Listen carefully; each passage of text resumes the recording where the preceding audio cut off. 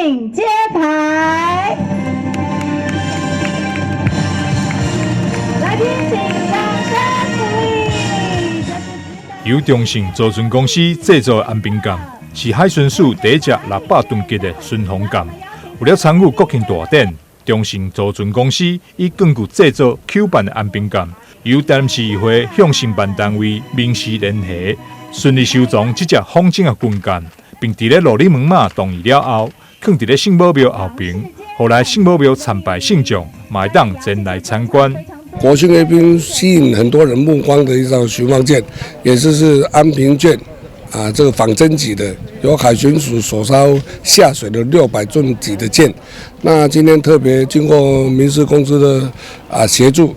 入我们圣母庙的同意后，放置在这边，供所有全国的民众来这边一访我们真实版的巡防舰安平舰。在此落脚，恁大家会当来东南亚上界大顶的妈祖庙，嘛上早的妈祖庙遮参拜安尼，阮圣母庙的景点也是非常的多啊，明仔载阁有明华的表演安尼，孙翠香安尼，欢迎大家来罗里木马，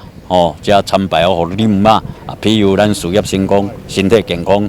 罗里门圣母庙主委王经营说明。这只军舰停放地点是用悬桥方式，由马祖亲自选择，出乎化境，并让军舰调向东方，是一种和平的象征。另外，民众虽然无法度徛起安平舰，但周边有布浪造景、灯光设计，还有接电，和船顶的雷达、喷水等武器系统拢会叮当，真有看头。欢迎全国信众踊跃参观。台南新闻张硕伟采访报道。